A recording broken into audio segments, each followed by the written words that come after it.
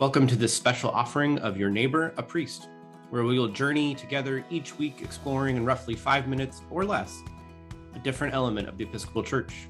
This week, what is the Episcopal Church?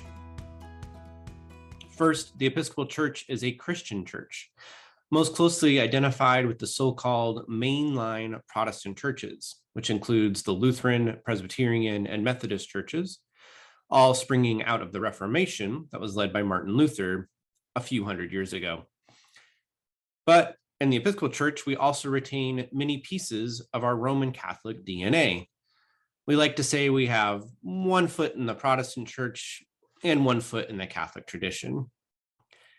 The Episcopal Church is a unified group of churches falling under the governing authority of a democratic body of elected representatives, which represent the lay members of the church, that is non-ordained, so not priests or deacons or bishops, and ordained priests or deacons, members of the church in one legislative body, and then the bishops of the church, which represent the ecclesial, that is church theology, worship tradition, authority, and a second but equal legislative body. The Episcopal Church was founded by many of the same founders of the United States itself, growing out of the tradition of the Church of England. These founders wanted to hold on to their deep Anglican traditions, but could no longer swear fealty to the King or Queen of England, and thus move forward with a church that was largely based on the same systems of representation and authority that they were founding this country on. The Episcopal Church today represents 112 dioceses or regional associations of churches. For example, St. Stephen's in Longview, Washington, our diocese represents churches throughout Western Washington. These dioceses are found in all 50 states of the US, in Taiwan, a convocation of Episcopal churches in Europe, and the churches of Latin America, in Colombia, the Dominican Republic, Ecuador, Honduras, Puerto Rico, Venezuela, and Cuba. In addition to being a multinational church in and of itself, the Episcopal Church is also a part of the larger global Anglican Communion.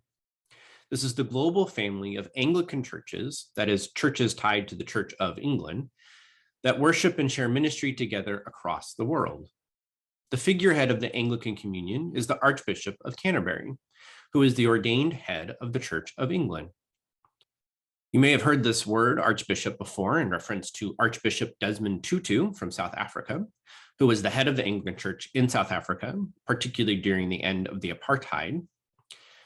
In the Episcopal Church, we refer to our head bishop or archbishop as the presiding bishop, and that's presiding bishop Michael Curry, who's most famous for being the royal wedding preacher of a few years ago, and he serves as the figurehead of the Episcopal Church. Archbishops or presiding bishops throughout the communion hold equal status to the Archbishop of Canterbury, and they recognize that that particular position is a sort of first among equals, tasked with maintaining the harmony of the global Anglican Communion. And yes, the Archbishop of Canterbury is the head of the same Church of England that was started by Henry VIII.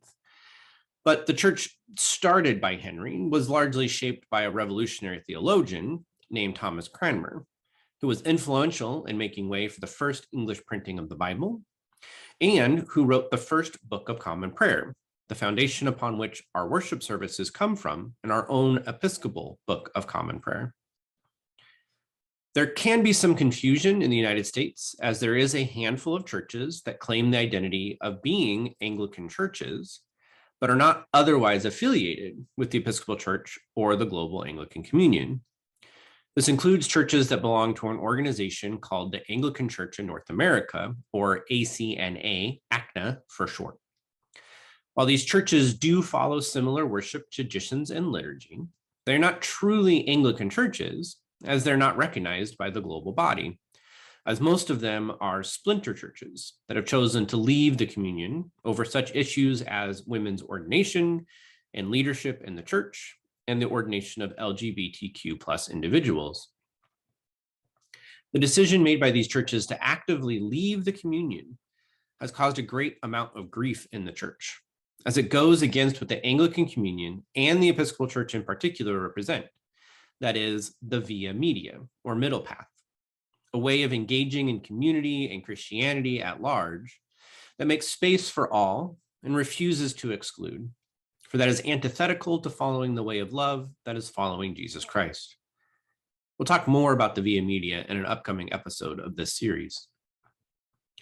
The Episcopal Church continues to try and hold a space that welcomes all, affirms all, is a safe place for all to come and worship together, to make connections with one another, to learn and grow together, to learn and grow in relationship with one another and with God. This can be a challenge at times, especially in a world and society that demands we pick a side.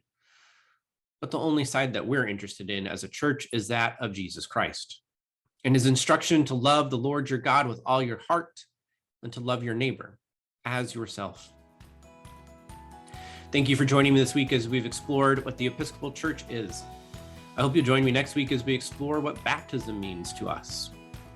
Until then, may God's blessing be with you, and know that my door is always open if you have more questions. Just drop me an email at nick@sslv.org, and we can find a time to meet, share a cup of coffee or tea, and talk more about this church that I love.